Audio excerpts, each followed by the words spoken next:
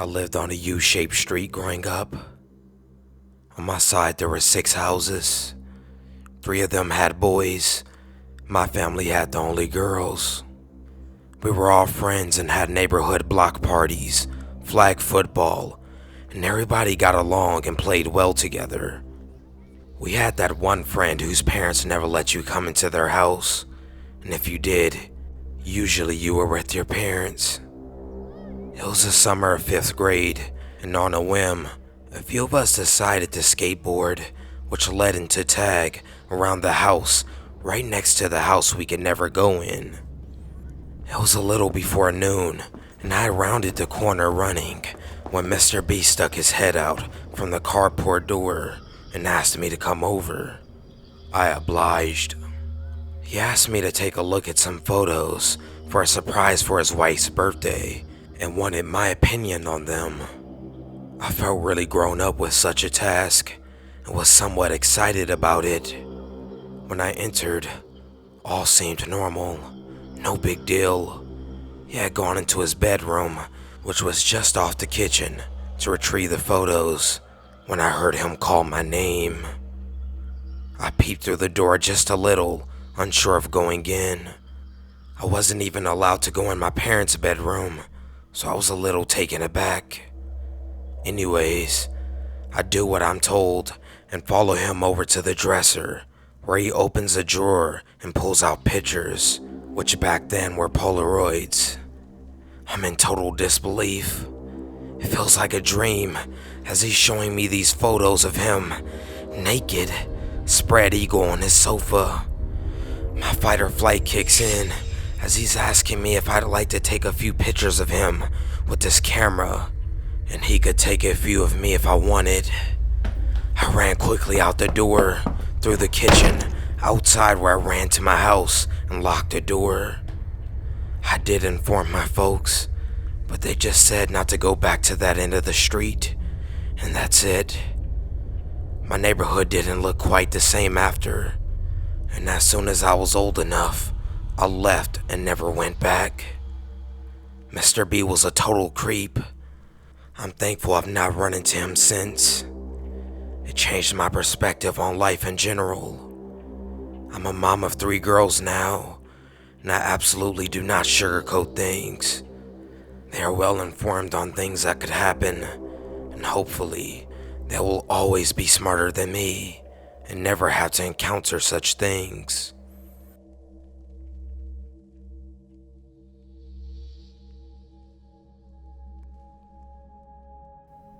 My dog and I moved into our apartment building about 6 months ago.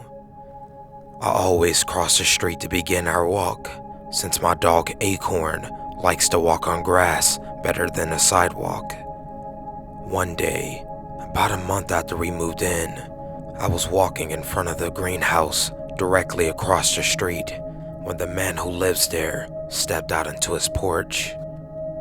Typically, I'm a fairly antisocial person and would keep walking or maybe nod and say hello, but when Acorn was a puppy, I taught her to sit or lay down when someone greeted her so that she wouldn't just jump up on them, which eventually turned into her laying down, begging to be pet by anyone she spotted. So she saw this man leave his house and dropped to the ground hoping to be pet. This left me standing awkwardly in front of his porch with a limp dog at the end of my leash. The guy seemed a little weird, wearing a bowler hat with long straggly blonde hair and freakishly tall. But he came down the steps and chatted with me as he stooped to pet Acorn. He asked me some questions, but nothing too weird. He asked me if I just moved into the apartment building and if I liked the neighborhood, etc. As I was leaving, a couple, who I later learned were John and Lydia, walked by with a pair of dogs, and I pretty much forgot about the encounter. About a week later, I was a couple of blocks away from my apartment building in a nearby park when I met John as he was walking his dog. He asked me if I knew the man in the greenhouse. I told him that I didn't really know him. He just stopped to pet my dog. John frowned. He told me what a nice neighborhood this was, but warned me to be careful around that guy. I thanked him for the warning, but didn't really take it to heart because I figured they probably had a neighborhood feud or something. I saw the men in the greenhouse a couple more times after that, but it was mostly just him waving from across the street or saying hello as he was going in or out his house. Then maybe a month or so later, I met Lydia. Her dog wasn't so friendly, so I was going to stay across the street from them when she picked her dog up and crossed over to me. Her dog was freaking out, barking and squirming in her arms to get down and attack mine, which was why I had wanted to stay across the street. "Hi, just wanted to make sure John remembered to warn you about that guy," she said, pointing to the greenhouse. I nodded and told her that he warned me, but didn't elaborate on why. I asked her why, and she just reiterated that it was good John told me. She said that one time before, the man had screamed to her when her dog peed on his lawn, and that he hated dogs, so it worried her when she saw him petting Acorn. She warned me to be careful walking, especially at night. I understood what she was saying, but at the same time, her dog was kind of an asshole, so I wasn't too convinced that he actually hated dogs and was talking to me for any reason other than to pet Acorn. For a few months, I didn't see many people on my walks since it was so cold out. It was early February when people started venturing out again. I was walking back from the park one day, and Leo, a man who lives in the house diagonal from the apartment building, stopped me to pet Acorn. He was chatting my ear off for a good 20 minutes as I was trying to politely extract myself and head inside. But since my dog was literally laying on top of his feet, I was stuck talking to him. After rambling on for a while, he leaned in towards me, suddenly serious. "Have you met the guy at the greenhouse?" he asked. At this point, I was getting weirded out by how many people had warned me about this guy. I nodded. "Stay away from that creep," he said fiercely. No one had really explained what the hell this guy had done to make half the neighborhood feel the need to warn me, so I asked Leo. He leaned in pretty close and whispered, "Let's just say I wouldn't be surprised if they found dead girls in his walls." I was just kind of like, "Well, fuck. Thanks for the vague and ominous warning, Leo. But could you tell me something that would actually help me know why to avoid him?"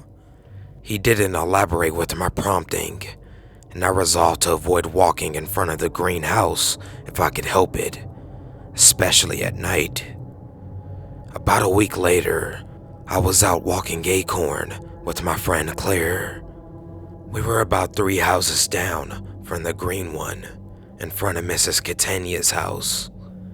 A car was driving past us, kind of slowly, but I wasn't really paying attention to it since we weren't blocking the driveway or anything. Then the car slowed down to a stop on the far side of the road, directly across from where we were walking. The window to the car rolled down, and the guy from the greenhouse was inside. He leaned his head out the window and started talking to me, almost completely ignoring Claire, except for a creepy-ass smile. This was the first time I'd gotten a weird vibe from the guy, though I couldn't be sure if it was just because I'd been warned so many times about him or not. I was polite but abrupt with my answers, hoping he'd go away, and after a minute, he did. He drove less than 10 feet forward, did a U-turn, and pulled up to his own house. I felt a little bubble of panic. I couldn't figure out why he'd pass his own house, drive halfway down the block, then do a U-turn, unless it was because he saw me. I asked Claire if she thought it was creepy, but she said it wasn't that weird since it was broad daylight, and maybe he just wanted to park facing the other direction. Her thoughts about it comforted me, and I decided not to worry too much about it, but to just make more of an effort to avoid him. The more I started avoiding the man in the greenhouse, the more I just happened to run into him. One day, I was walking Acorn by myself, and as I was leaving the building, I saw him pull up in front of his house and get out of his car. I turned and went the other way down the block, pretending I didn't see him. About 5 or 10 minutes later, I was a couple blocks away from my apartment building, standing in this grassy lot between two houses while Acorn sunbathed. It was nice enough out, so I was just standing there with my back to the road, letting Acorn enjoy the warm weather, when I heard a car turn down the street. I still kept my back to the road until I heard the car slowing down and honk. I turned around and there's the guy from the greenhouse, stopped in the middle of the street with his window rolled down. This freaked me the fuck out because I just saw him getting out of his car at his house. He asked me how the dog was doing. I told him she was fine when she jumped up to stand next to me. I thought she was going to whine to be pet, but she growled. I've never in my life heard her make a noise like that. The guy didn't even seem fazed by it. He just kept leaning out of his window, smiling at me, as though my dog wasn't practically foaming at the mouth. I made an excuse and swiftly walked away down the street, the opposite direction his car was facing. When I got back to the apartment building, his car was parked out front. Not even a week later, I was outside talking to my neighbor Sadie when the man was driving by. He stopped his car and leaned out the window to say hi to me, completely ignoring Sadie before driving the rest of the way to his house. Sadie looked me dead in the eye and said, "Stay away from that fucking weirdo." I hadn't realized until this encounter that I'd never seen the man speak to anyone else, even when I was walking with Claire or talking to another neighbor. I started panicking at this point because no one had told me what the hell this guy did. Sadie told me that the guy had been in jail before, but she didn't know for what. She had pretty much the same schedule, working nights 3 days a week, and a few months before I moved in, she was leaving for work when she thought she saw something move in the backseat of her car. She went inside and got her boyfriend, and when they got back out, her car door was open and there was someone running down the street. She knew it was him because the man running away was really tall and had a black hat on. She called the police, but nothing really came of it. Fast forward a couple days later, and I was outside without Acorn for once, waiting for a ride. Chris, my next door neighbor from inside the apartment building, pulled into one of the parking spots and stopped to talk to me while I waited. We were standing in front of the door to my apartment building, directly across the street from the greenhouse. 10 minutes or so after Chris and I started talking, the door to the greenhouse opened, and I could see my creepy neighbor standing there out of the corner of my eye. The guy stood there for at least 5 minutes. I wanted to look over to see what he was doing, but I didn't want to call attention to myself. He yelled across the street to ask how my dog was doing. I didn't even have Acorn with me. I was in the middle of a conversation, and he was all the way across the street. I briefly considered ignoring him, but I didn't know what kind of crazy person he was, and I didn't want to set him off or something. So I said back, "She's good, thanks," and turned back to Chris. The guy started crossing the street towards us, and Chris started to say goodbye to head inside. I grabbed Chris's arm and asked him to wait with me. It was still daylight, but at this point, I was already freaked out enough by this man, and I didn't want to be alone with him.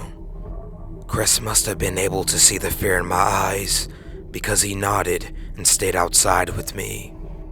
Once my creepy neighbor crossed the street, he stood really close to me Even though I backed up towards Chris each time he stepped closer. He tried to strike up a conversation with me, with his back towards Chris, completely ignoring him. I just gave one-worded answers, and eventually he left, going back into his house. I explained to Chris how I'd been warned by multiple people in the neighborhood to stay away from the guy in the greenhouse. Chris pointed out to me that the guy came outside, talked to me, then went straight back inside. It wasn't a coincidence he was outside when we were. He must have been watching us. Chris waited with me until my ride came. A week ago, Acorn got sick and woke me to go out around 2 or 3 in the morning for a couple of days. Thursday night, she woke me up at 3, so I slipped on a pair of pants and grabbed my keys, not bothering to take my phone or flashlight to let her out. Since everyone had warned me about the man in the greenhouse, and I'm not a complete fucking idiot, I walked about midway down my block before crossing the street in front of Mrs. Catania's house. As I crossed the street, Acorn froze for a second, then turned her head sharply to the right and let out a little growl. I was wide awake at this point. My pulse beat out an unsteady rhythm against my ribs as I turned the same direction as Acorn, trying to stay calm.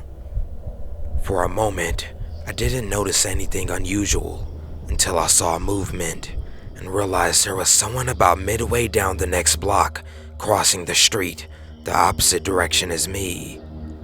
I ushered Acorn the rest of the way across the road to the grass in front of Mrs. Catania's house, keeping an eye on the person crossing the street as I did. There was only one street light around, so it was kind of hard to see the person. I was alert at this point, but tried to calm my frantic heart with the knowledge that this person was already outside before me. The trash can was on the corner of the street beneath the street lamp, and I'm a total dumbass, so I started walking towards the trash can and incidentally towards the person. I was on the side of the street opposite my apartment building, and the person was still midway down the next block, but across the street from me. I reached the corner and was illuminated in the glow from the street lamp. I didn't even realize I looked away from the person, but when I looked back up, I could make out their silhouette much better. From the closer distance and with the aid of the street light, I could tell that it was a tall man wearing a hat. I immediately knew who it was. My blood ran cold. He was closer than before, frozen in place. I tilted my head down so it looked like I was looking at Acorn, but kept my eyes on him. After a moment, he hunched his shoulders and began tiptoeing slowly across the street towards the side I was on. I was frozen in fear. He must have thought I couldn't see him and thought he had the upper hand. Rather than run as fast as I could to the safety of my building like I wanted to, I walked as calmly as I could manage across the street to my building. I had to take my eye off the man for a second when I got there, and when I looked back, he was gone. I ran as fast as I could to the door and swiped into my building. There was no way he could have gone into a house that fast. Plus, he wasn't anywhere near his own house. He had been creeping between 2 parked cars when I last saw him. The only explanation I could think of was that he didn't see me cross to the building and was crouched down between 2 cars, waiting for me to walk by. I shudder to think of what could have happened had I not noticed him. So creepy man in the greenhouse, let's not meet.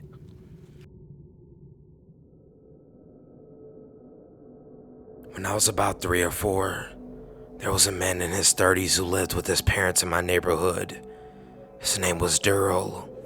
He was known all around the neighborhood for his eccentric behavior, as he was declared schizophrenic from his heavy use of drugs. He would talk to himself, play air guitar for hours in the street, and scream obscenities at nothing. He was also very into little girls and used to wait outside the bus stop just to watch them get off.